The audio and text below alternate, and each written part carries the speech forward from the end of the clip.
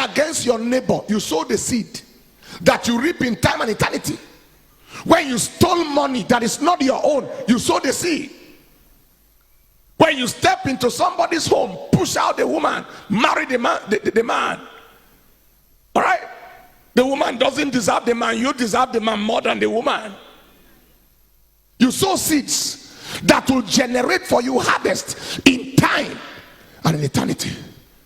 When you fail the student because she refused to compromise and give you bribe or sleep with you, and you fail them in exam, as if they send them to school for you to destroy their lives, you sow the seed that you are going to reap in time and eternity.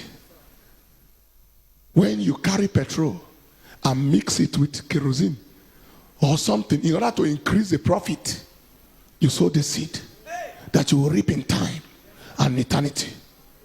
When you carry flour that they used to bake and you mix it with cassava to increase its volume, you sow the seed that you reap in time and eternity. When you increase, you reduce your age in order to get job, you sow the seed that you reap in time and in eternity. When you lied so you can get visa, you sowed a seed. Are you hearing what I'm saying here today? People are busy sowing seeds on a daily basis. When you lie against your neighbor at the place of work so you can get favor, you sow the seed so that the person can reduce and you can increase. You sow the seed. When they sent you to buy something for your organization and you increase the price so that you and the seller can share the difference, you sow the seed that your children may not recover from. Because he said, when Naaman the Syrian was healed and Gehazi collected money from Naaman the Syrian, and he was not meant to collect, and he lied, Elisha said, the leprosy of Naaman is on you and your generation. There are people who do things today and implicate their children, even children yet unborn. You sow a seed. When you collect bribe to pervert justice, you sow a seed. A seed that you reap in time and eternity. Am I communicating? Take your seed. Beware how you live, because your living is your seeding. Living is seeding. I think it was in my 5th year in medical school. We're doing ward round. I think I can remember the ward 15 where I met a young man. This young man had 3 major conditions, and each of them could lead to a person's death. He had number 1, chronic liver disease of alcoholic origin.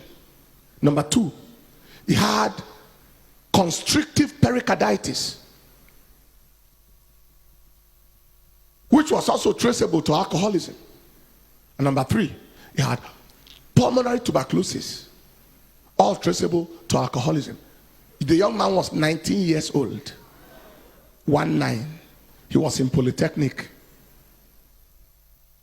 When I spoke with him, he told me he had lived recklessly in a hurry. He could drink 19 bottles of alcohol in one sitting. His living was his seeding, and his multiple organ affliction was his harvest. The liver was affected, major organ. The lung was affected, major organ. The heart was affected, major organ. It was his harvest. I looked at him. I led him to Christ.